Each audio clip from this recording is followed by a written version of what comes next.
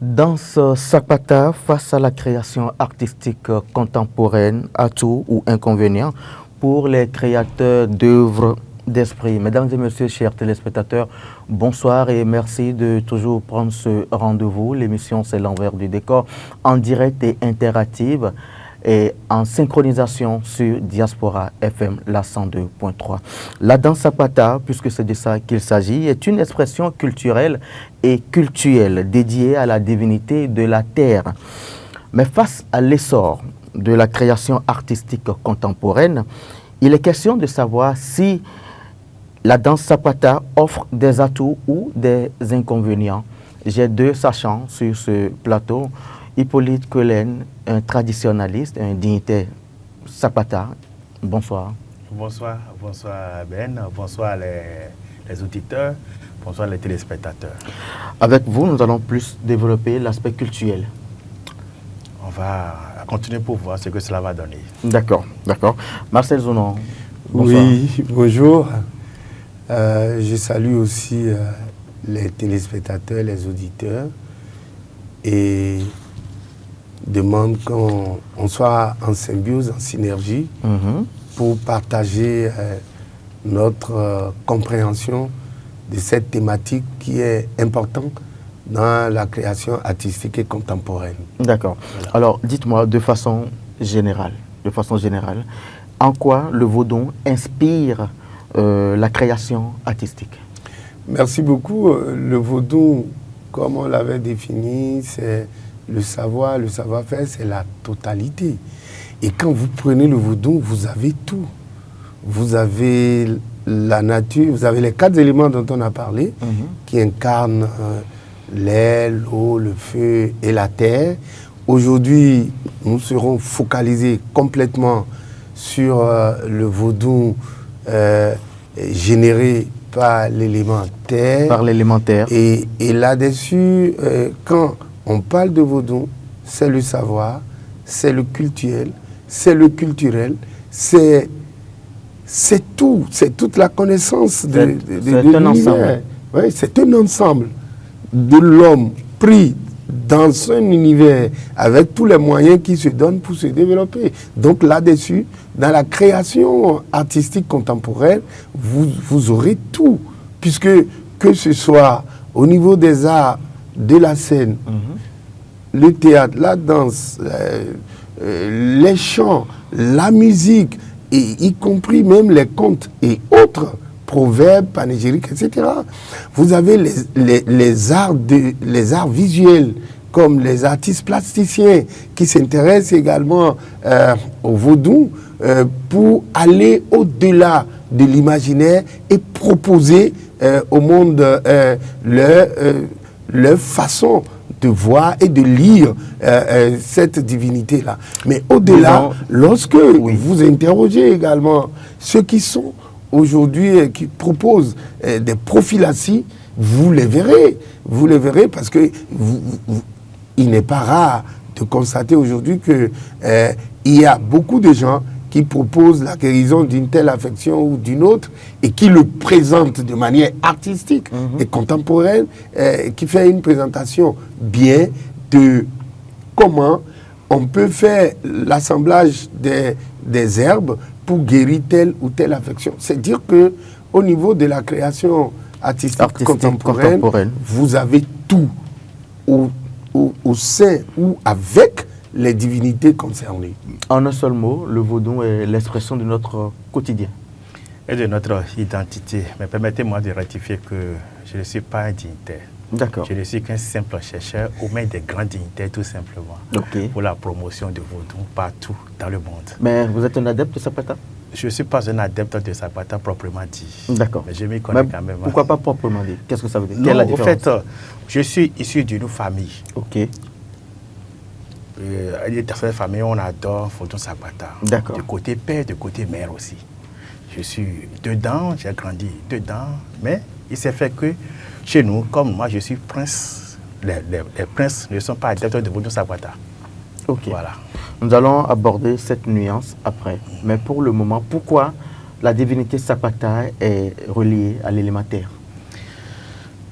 Quand l'homme s'est retrouvé dans ce monde, il est étonné d'abord par ce qu'il a commencé par voir. Le vent qui souffle. Il s'est vu sur une plateforme qu'on appelle la Terre. Il a jeté un coup d'œil à côté. Il a vu aussi de l'eau qui coule. Mais il s'est étonné. Il a dit, vu ce mouvement que l'eau est en train de faire, cette terre sur laquelle je me suis posé sans savoir là où se trouve sa limite, il doit avoir forcément un esprit, c'est-à-dire il doit avoir forcément une énergie derrière. Une énergie qui gouverne. Qui gouverne chacun de ces éléments. Et c'est de cet étonnement qu'il a commencé par nommer chaque élément. Il a commencé par initier, il a commencé par mettre chaque énergie derrière chaque élément de ce monde-là. L'élément terre, qu'il a dit, c'est l'élément qui est régi par ce que nous appelons Vodun Sagbata. Quand on dit Vodun Sagbata, il faut savoir que Sagbata est d'origine Nango. Et précisément... Quelle est son origine? C'est le pays Nango qui nous a... Le nom nous est venu d'abord du pays Nango. Il y a aussi dans le Fa une définition du mot Sagbata. Mais d'abord, il faut comprendre que quand on va du côté de Dassa, c'est-à-dire de Daïcha, là où il y a Igbo Daïcha, là où il y a même la forêt qui abrite la divinité Sagbata même, les gens définissent Vodun Sagbata comme Orisha Kpata. Orisha Kpata qui signifie le grand vaudou. Orisha, ça fait vaudou en fond, le grand vaudou, c'est-à-dire l'énergie suprême. Et quand on dit c'est le grand vaudou, l'énergie suprême, c'est pour des raisons données. Il n'y a pas ce vaudou que vous allez voir dans ce monde-là qui ne sera pas érigé sur la terre. D'accord. Même si on dit que ça ne touche pas la terre, il doit avoir un poteau ou bien il doit avoir un arbre. Il y a une représentation. Et c'est toujours enraciné dans la terre. Donc c'est la divinité, mais c'est la divinité des divinités. Et il y a dedans aussi une autre divinité qu'on appelle Nyohwananu, qui est la mère de toutes les divinités aussi. Donc c'est pourquoi les gens l'appellent là-bas Orisha Kpata. Et c'est Orisha Kpata, nous sommes venus à... Ça veut dire qu'il y a des différents types. Il y a des différents types de Sagbata. Oui, il y en a. Par exemple, si on rentre dans le panthéon de Vodun Sagbata, il y a Bosuzouan, qui est cette divinité qui s'occupe... En termes de classification, ils sont combien de divinités? Elles sont combien de divinités dans le panthéon Vodun Sagbata? Elles sont très nombreuses parce que quand on parle d'abord, il faut faire la différence entre déité et divinité. Quelle est la différence? La déité, c'est Sagbata. D'accord. C'est cet égrégore-là, c'est cette énergie-ça. C'est l'émanation directe de Dieu qu'on appelle déité. Mais les divinités, c'est des gens qui ont existé sur cette terre. Et après leur mort, on les a déifiés. Et on a commencé par les adorer. Et ceux-là sont des divinités. Donc il y en a tellement qu'on ne peut pas les citer tout ici ce soir. Et c'est pour cette raison que quand on demande, il y a combien de Sagbata, je dis non. Il y a autant de Sagbata qu'il y a autant de monde sur cette terre. Voilà. Ah bon? Oui. Si on peut citer les plus usuels que nous avons l'habitude d'entendre par ici. Il y a Bosuzouan, il y a Fimadje, il y a Dogwin Dogongon, il y a Aglo, il y a Dada Langan, il y a Dada Zoji, il y a Koukhosou, et il y a Forsan, il y a Zoji, c'est ça, Dada Zoji. Il y en a encore beaucoup qu'on peut citer. Marcel Zounon, mais nous sommes dans une société contemporaine. Oui. Et vous êtes dans les créations d'art, vous êtes dans les créations d'œuvres d'esprit, mais quelle est la lecture sur la danse Sagbata dans une société contemporaine? Bon, je dirais tout simplement que le Sagbata, c'est le vaudou de la terre. Okay. Ici, on l'appelle Sagbata. Mais du côté des Yoruba, c'est Chankmanan. Chankmanan. Du côté de l'outre-Atlantique, notamment dans l'Amérique latine, surtout au Brésil, il est appelé Omolu, le vaudou de la terre. D'accord. Donc, dans la création artistique, on en a besoin parce que cette divinité est une des divinités, mais est une des divinités fortes des vaudous, assez représentatifs, celui de la terre et celui du ciel. Et là, lorsqu'on prend le vaudou Sapata, il est dénommé Djerosu, c'est-à-dire le roi des perles. Le roi des perles. Aïnorosu, c'est-à-dire le roi de la terre. Quand vous prenez l'appellation Djerosu, le roi de la perle, vous avez déjà vu toutes les créations artistiques contemporaines qu'on peut retrouver à travers les perles. Aïnorosu, c'est-à-dire le roi de la terre. Pour l'installer simplement, il faut vraiment un trône ou un siège, etc. Vous-même, dans la création, vous voyez ce que c'est. Et lorsque cette divinité se manifeste, ce vaudou se manifeste, c'est à travers les chants, les danses. Et quand vous prenez les chansons, il y a les panégyriques aussi. Hein. Il y a les panégyriques liés au vaudou ou à la divinité qui sont aussi importantes. D'accord. Mais là, ce n'est pas que ça. Quand vous prenez les danses, même au niveau de la divinité Sakwata, vous verrez que à un moment donné, les danseurs font des pirouettes, un peu comme dans le sens de l'aiguille d'une montre. D'une montre. Okay. C'est pour vous dire que nos aïeux ont eu connaissance ésotérique énorme et très avancée. Nous allons demander à la régie de bien vouloir balancer quelques images. Voilà, oui, quelques images. Et puis nous allons suivre l'élément ensemble. Ah, d'accord.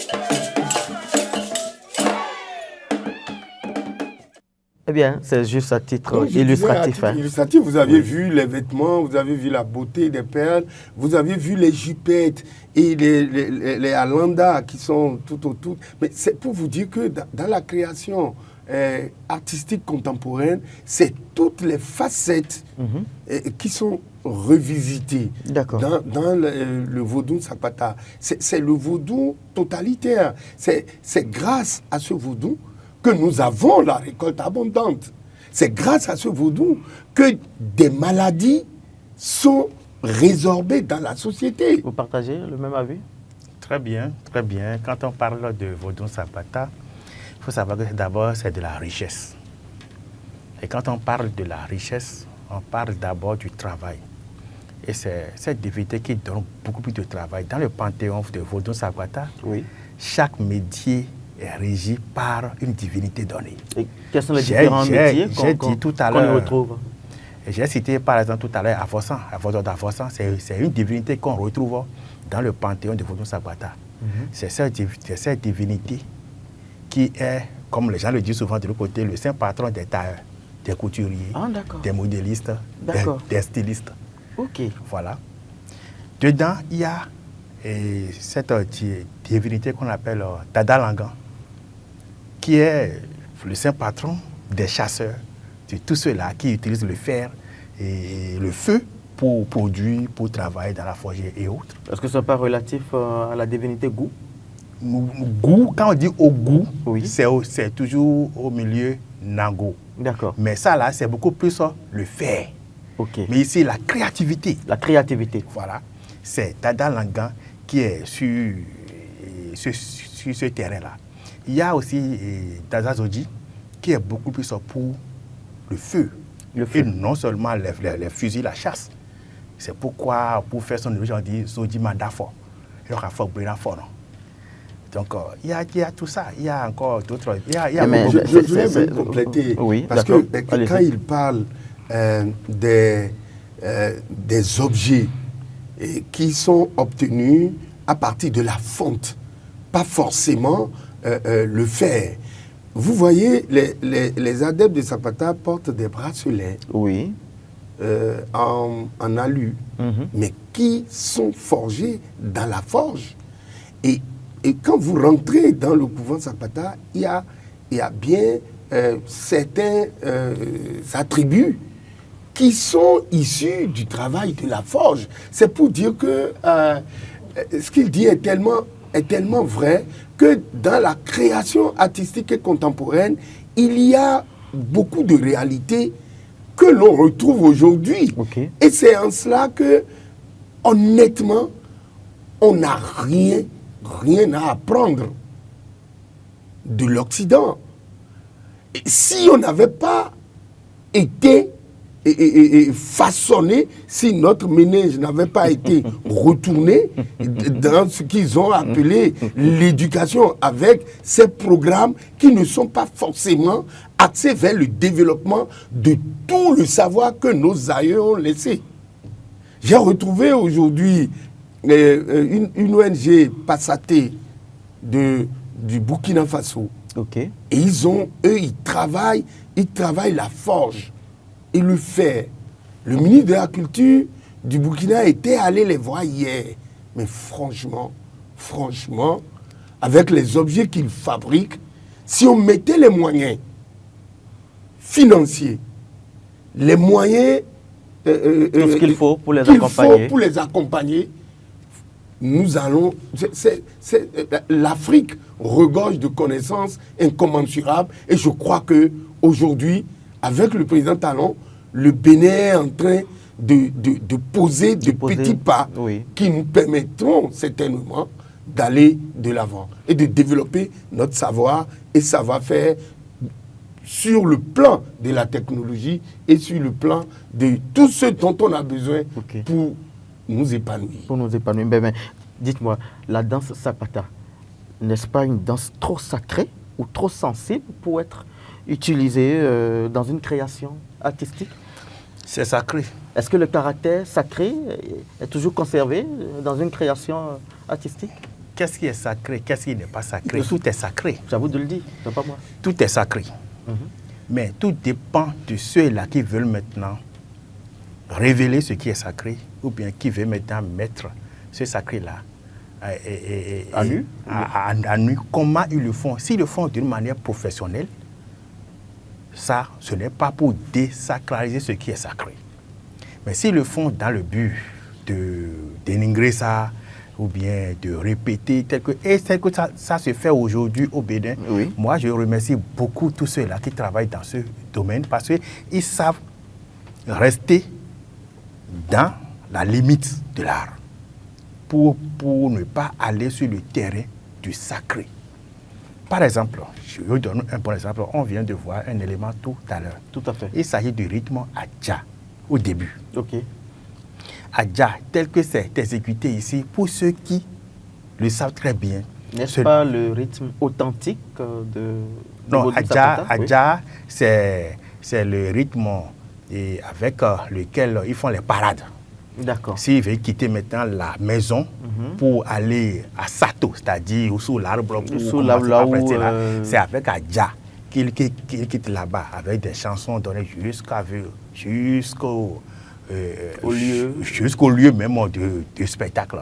Et les tam-tamers les attendent déjà de l'autre côté. Donc, Adja, c'est un rythme de parade, de défilé, si je peux m'exprimer ainsi. D'accord.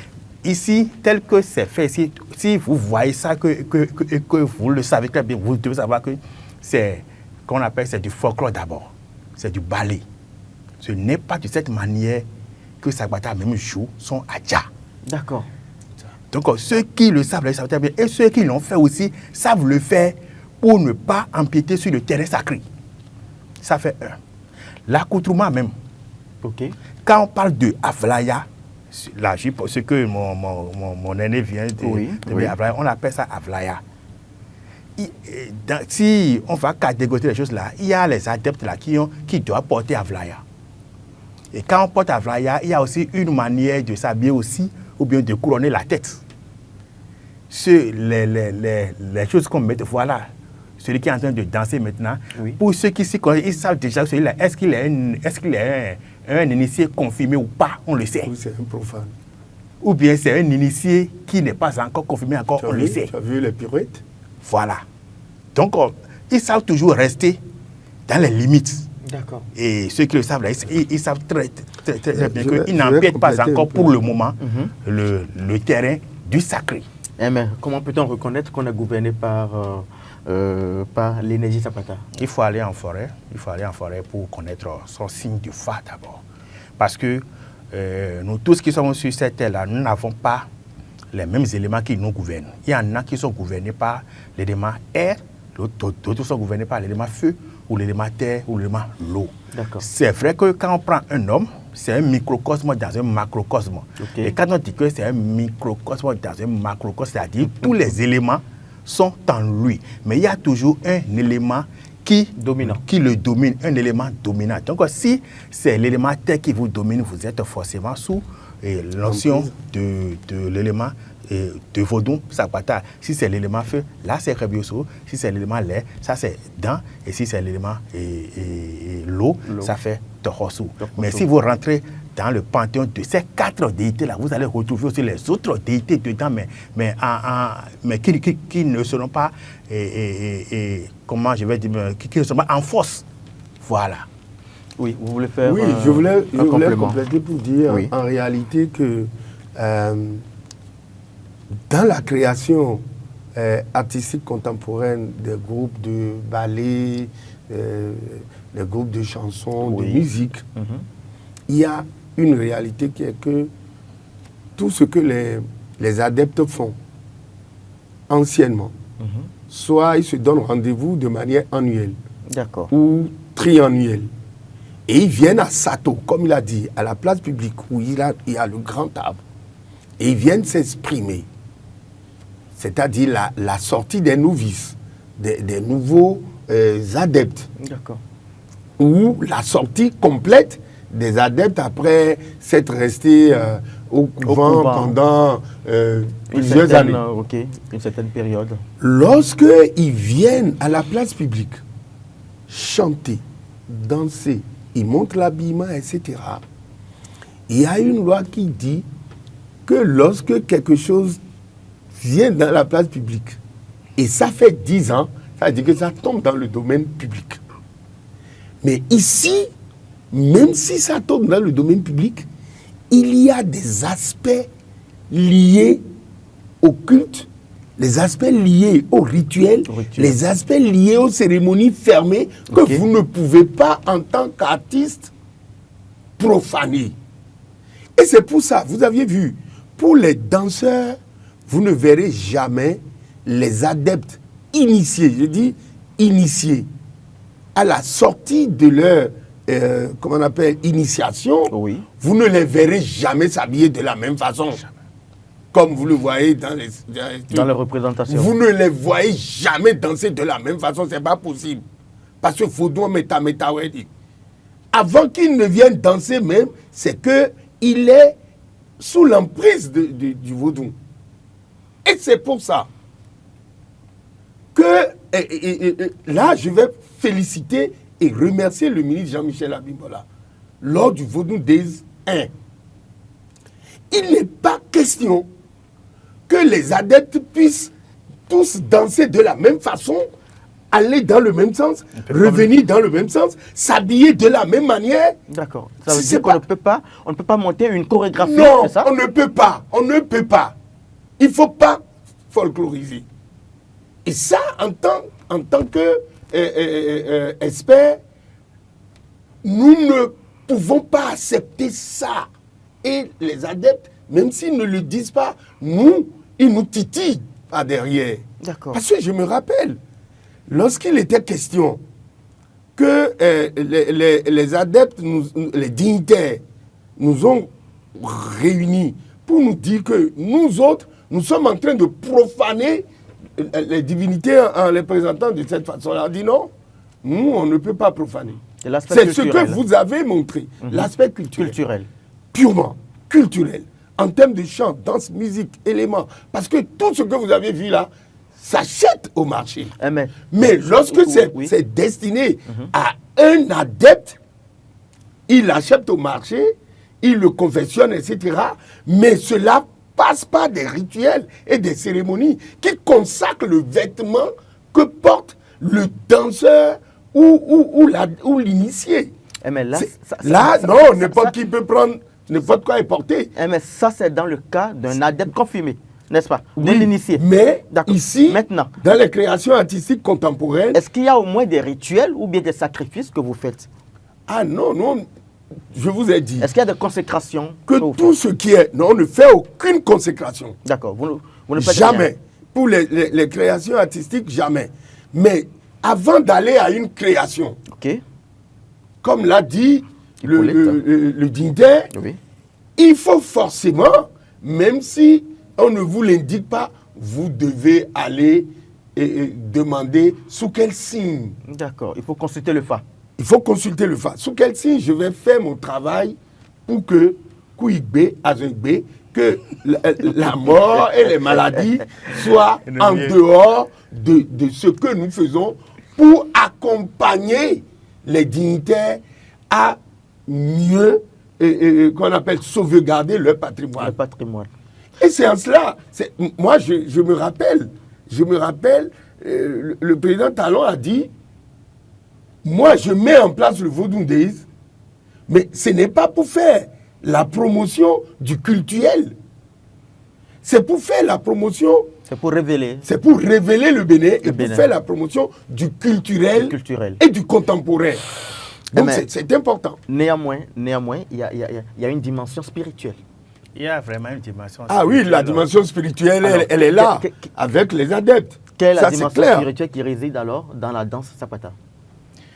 D'abord, si vous voyez les Sapata, c'est en train de danser.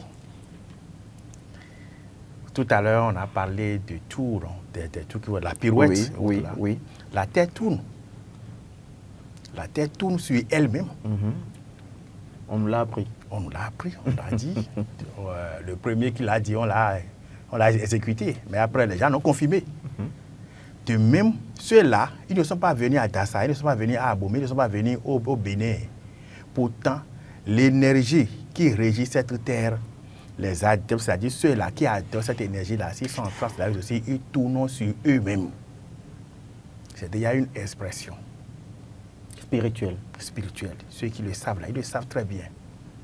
Quand on parle de la danse même de Vodou Sapata, et quand il y a une épidémie dans le monde ou bien dans un pays, il y a des maladies qui sévissent, qu'on n'arrive pas à surmonter, autres là, et que les Sapata s'y sortent avec leur accoutrement et autres, et passent par ce village-là.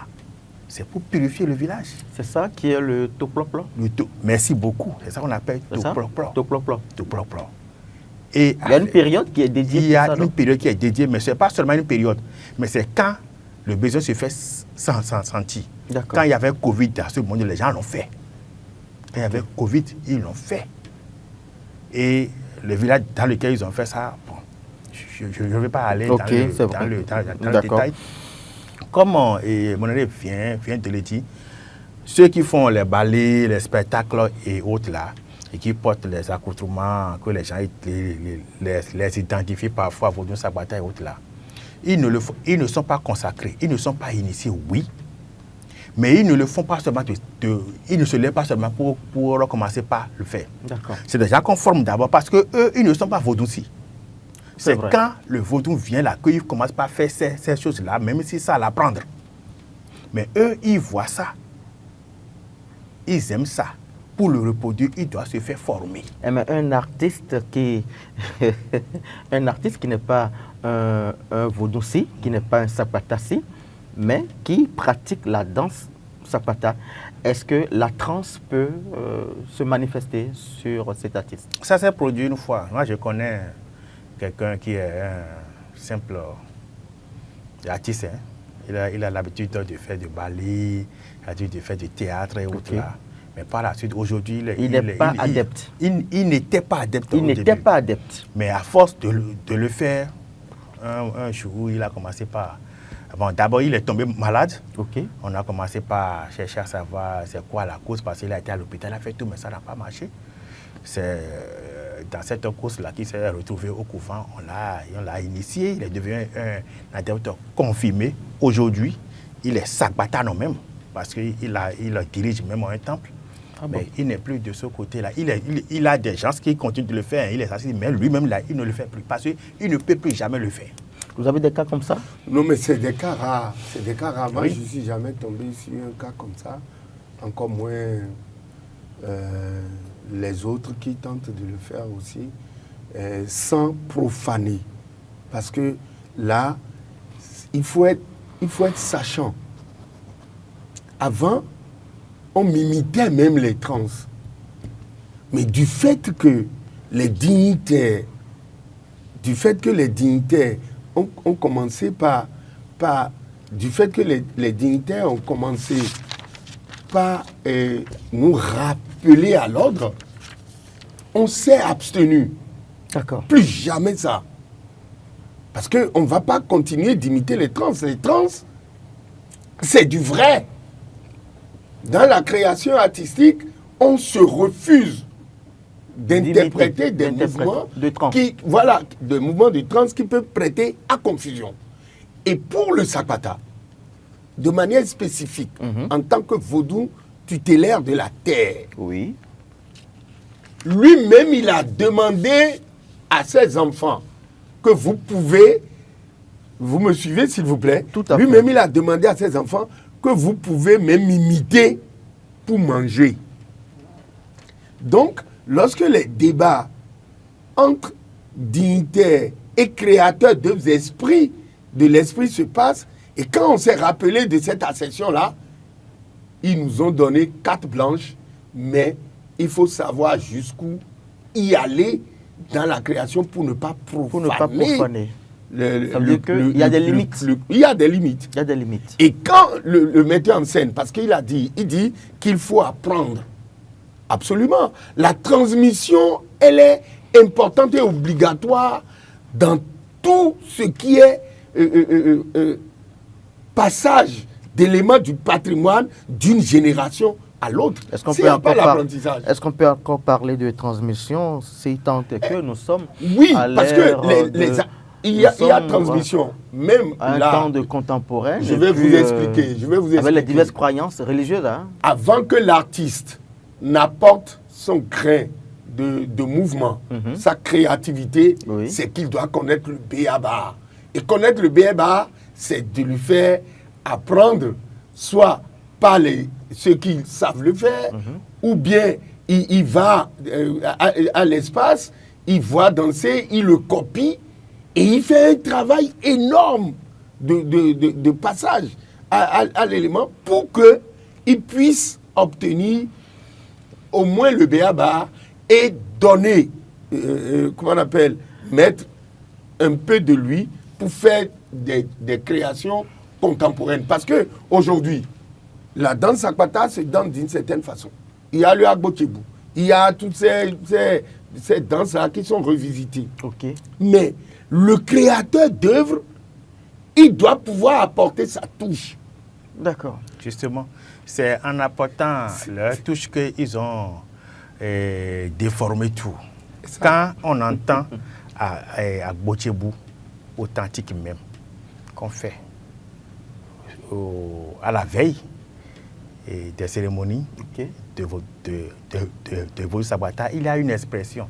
Ça dit quelque chose. À Gbochebu Barou Bobin. Et c'est une expression. Oui. Quand on vient encore au niveau de Bossorou même, voilà encore des éléments forts. Ça véhicule un message. Quand on entend Dendengbo, Poto Chikiti là, on sait que là, c'est ce rythme-là, et ça véhicule un message. Ça envoie des messages à ceux qui s'y connaissent. D'accord. Quand on vient maintenant à Sato même pour faire le Pérou même, qui est déformé aujourd'hui par ceux-là qui font des balais autres là. Nous allons demander à la régie, je ne vous arrête pas, de lancer la ligne parce que on la est ligne, déjà- la ligne se bouscule. On vient de me le signaler. C'est bien le 01 48 52 94 02 pour ceux-là qui sont en train de nous suivre sur Diaspora FM. Allô, bonsoir. Oui, bonsoir, monsieur. Bonsoir. Monsieur Nathanaël? Oui, depuis Agomé. D'accord, bonsoir. Vous allez bien? Ok, bien. Oui, ça va très bien. Merci beaucoup. Votre préoccupation? Ok, bien. Je voudrais savoir un peu comment reconnaître les adeptes du Kwapata dans le public. Pardon? Vous savez, vous êtes adepte du Kwapata. Seulement, vous avez quels sont les signes qui montrent que quelqu'un est adepte du Kwapata? D'accord. Et en ce que je voudrais demander pour le respect de cette photo-là. Et J'ai de mal donner un entendu. rappel des avantages et les inconvénients liés à cette fédération. Si on adopte quels sont les avantages et si on adopte mal, quels sont les inconvénients? La qualité de la communication. Néanmoins, j'ai pu percer un peu le message. Il voudrait savoir quels sont les signes qui identifient un adepte Zapata d'un homme ordinaire. Il n'y a qu'un... Et aussi, quels sont les inconvénients de pratiquer la danse Zapata si on n'est pas adepte? Bon, ceux qui pratiquent la danse Zapata, qui ne sont pas adeptes, ils sont dans le ballet. Ils sont dans... Est-ce qu'il n'y a pas d'inconvénient? Non, il n'y a pas de risque? Non, il n'y a pas de risque. Si vous n'avez pas Donc encore... tout le monde peut alors Tout le monde peut, exécuter la danse Zapata? peut le faire, il n'y a pas de souci. Mais ce n'est pas la danse Zapata. Ce n'est pas la danse Zapata. Ok. Ils sont en train de faire leur ballet. Ils sont en train Imitation. de... Imitation. tout simplement. Nous avons un autre intervenant. Allô? Bonsoir. Oui, bonsoir. Bonsoir, monsieur. Vous nous appelez d'où? Oui, je vous appelle depuis Niki. Depuis Niki. Oui.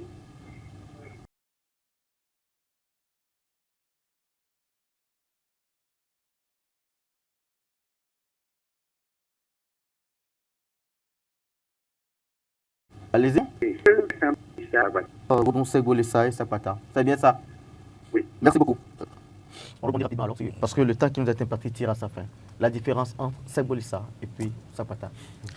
Sego Lissa, quand on entend Lissa, souvent les gens disent Lissa, mais ce n'est pas Lissa le vrai nom, c'est toujours Orisha, D'accord. qui signifie Vodou dans la langue Nango. Donc si on rentre aussi dans le panthéon des Orisha, on peut trouver aussi dedans Vodou Zapata. Voilà. Il y a une histoire qui a retracé les liens qu'il y a entre chaque divinité. Quand on va de l'autre côté, quand on s'inscrit bien sûr dans la logique de l'histoire des gens qui sont venus de Ilé-Ifé, on sait qu'au premier abord, c'est telle divinité, après c'est telle divinité, mais tout ça là, c'est des terrains sur lesquels nous sommes en train de travailler encore pour bien pouvoir les classer. Les classer. Sinon, aujourd'hui, quand on parle, tout ce que je peux lui dire, quand on dit Lissa, ce n'est pas Lissa, c'est Orisha. Donc ça veut dire Vodou aussi. Vodou aussi. Voilà. D'accord, oui. Oui, Vous voulez renchérir? Oui, je veux renchérir pour dire que dans l'appellation Ségolissa, c'est le couple mâle et femelle, créateur du ciel et de la terre. D'accord. Donc, c'est comme le yin et le yang, Le yang. dans la culture Métaphysique, asiatique. oui. Donc, le Ségolissa, c'est le créateur pour les lectures que nous avions faites. Mais le Zapata, c'est le vaudou qui est dédié à la terre. C'est le vaudou responsable de la terre. C'est le Djekosu. C'est le Aïno Khosu. C'est-à-dire qu'il est là. C'est le chef. Mais le Ségolissa, lui, il est en haut. C'est le yang et le ning. C'est l'être suprême L'être suprême. dans la cosmogonie. C'est vrai que quand les gens ont l'habitude de dire Segbo Lissa, mais c'est quand est-ce qu'on a commencé par appeler, quand est-ce qu'on a commencé par parler de Segbo Lissa? C'est depuis l'avènement de Naï Wangele dans le royaume de Dahomey. Ok. C'est cette dame qui est arrivée au royaume de Dahomey avec cette divinité qu'on appelle aujourd'hui Lissa. C'est vrai que Lissa existait déjà sur le plateau d'Abomey, mais c'est elle qui a révélé ça, qui a mis ça au service du royaume d'un roi, surtout qu'on appelle le roi Agadja. Quel était son rôle? Et pour le magnifier, on dit c'est Botier, Lissa et un Okutotier. C'est tout, Segbo Lissa, Segbo Lissa. Et quel était le rôle principal alors? Ah non, c'est une divinité ou bien c'est une déité qui a su d'abord et qui mettait le pouvoir. Qui mettait le pouvoir. Pour exercer le pouvoir, vous devez aller du côté de Segbo Lissa pour gouverner, pour gérer, pour maîtriser le pouvoir. Vous n'êtes pas sans savoir que le roi Agadja a arraché le pouvoir. Et ça n'a pas été du tout facile pour lui de gérer le pays. Il a dû faire recours à cette dame-là qui est venue maintenant faire face Naï Wangele pour faire face maintenant à une autre force matrice qui bouleversait le royaume.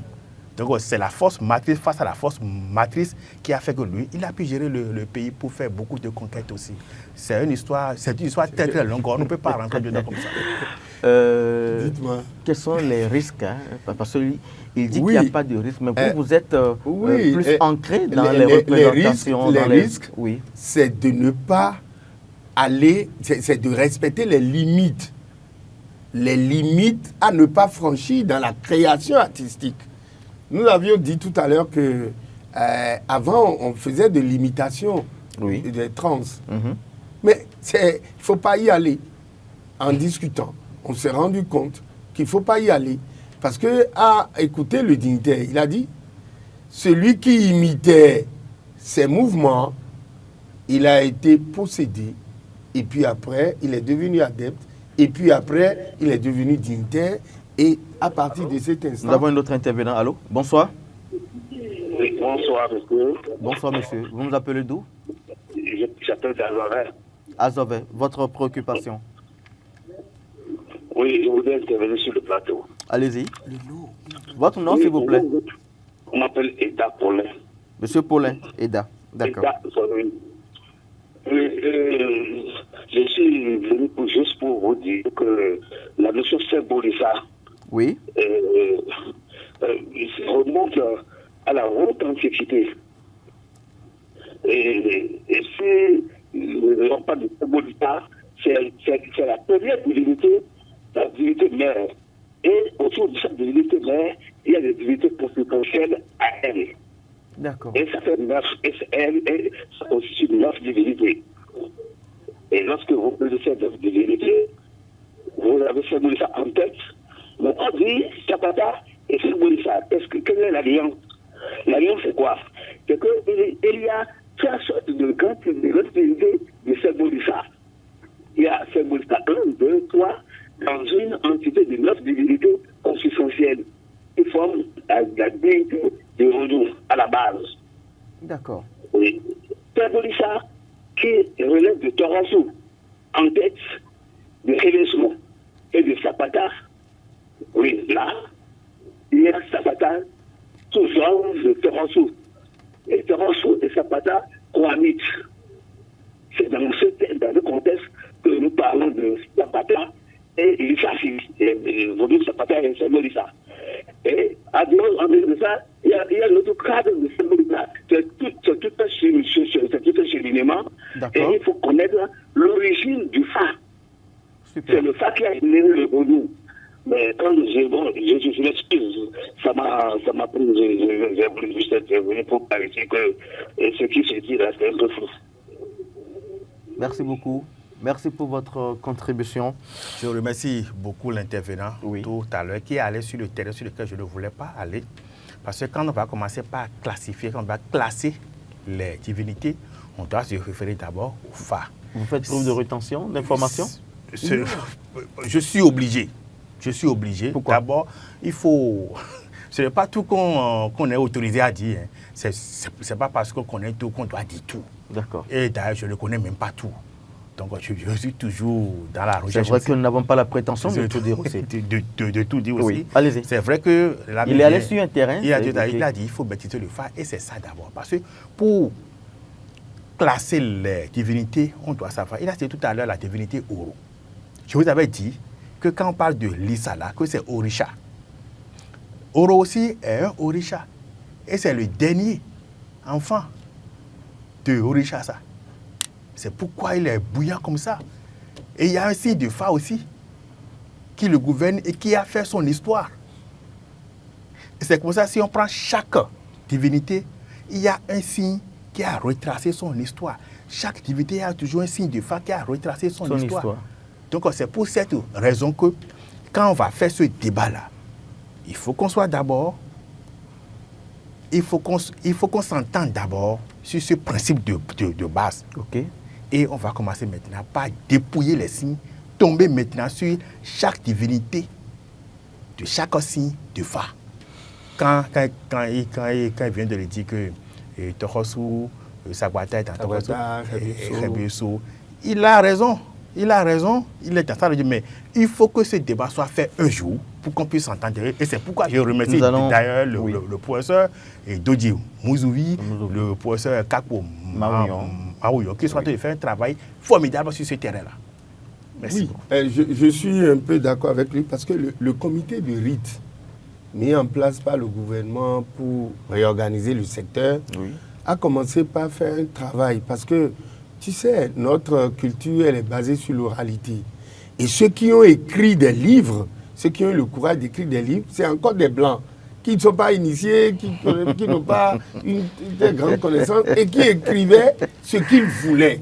Okay. Et c'est maintenant que nous sommes en train de... enfin, le comité de rite est en train de faire un travail extraordinaire avec les dignitaires. Pour caler un certain nombre de comportements, même dans les rituels d'exorcisme et autres, quand on est dans la grande ville, avec les voies bitumées partout, est-ce que après une consultation, où on doit prendre Mamaroto et puis tout ce qu'ils savent mettre dedans, là, on ira porter ça à un carrefour en pleine ville. Donc, il y a pas mal de choses dans la pratique liées à ce patrimoine-là qu'est le vaudou qui doit être fait. Il y a une réorganisation. Il y a une réorganisation qui s'impose. Parce que même dans les... comment on appelle, dans les explications, il y a toujours des problèmes. C'est pour ça, je suis d'accord avec lui, pour la simple raison que chaque divinité est gouvernée par un signe principal du Fa. Et ça, c'est vrai. On ne peut pas aller vers les vaudous en laissant tomber le Fa. Et le Fa ne peut pas se mouvoir, s'épanouir également sans les vaudous. Donc, il faut aujourd'hui qu'on ait des tests probants pour éviter, regardez, même notre propre histoire. Chacun la raconte comme elle veut, comme elle a entendu, avec toujours des nouveautés ou des non-dits, etc., etc. Je crois que c'est un débat qui est lancé, qui va se poursuivre. C'est un débat qui est lancé. La culture reste la force intrinsèque pour faire parler de ce patrimoine qui, aujourd'hui, permet de valoriser l'homme et de vendre la destination de notre pays. Le temps qui nous est imparti tire à sa fin. On fait rapidement un dernier tour de table. Oui. Je voudrais dire tout simplement à tous ceux-là qui font la promotion de vaudou et de la culture vaudou de continuer à le faire, mais de rester toujours, de faire tout pour préserver aussi le sacré. Parce que quand on va finir de perdre tout, bien de vendre tout, ce qui va nous rester, ça c'est toujours le sacré. La culture, c'est tout ce qui reste lorsqu'on a tout perdu. Ah oui, mais on peut vendre aussi la culture. Non, la culture est vendable. moi, je dirais tout simplement, j'ai noté une petite conclusion. La danse Sagbata représente un atout majeur pour la création artistique contemporaine. Grâce a sa force symbolique, son esthétique riche et sa profondeur rituelle. Cependant, elle impose des responsabilités, respect des détenteurs, connaissance des codes, cadre légal et sensibilisation du public. Lorsque ces dimensions sont bien maîtrisées, Sakpata devient un véritable levier d'innovation culturelle permettant de produire une œuvre de l'esprit à la fois enracinée, moderne et universelle. Dans Sakpata, face à la création artistique contemporaine, atout ou inconvénient pour les créateurs d'œuvres d'esprit, c'en est fini pour ce soir. Mesdames et messieurs, on se dit à lundi prochain.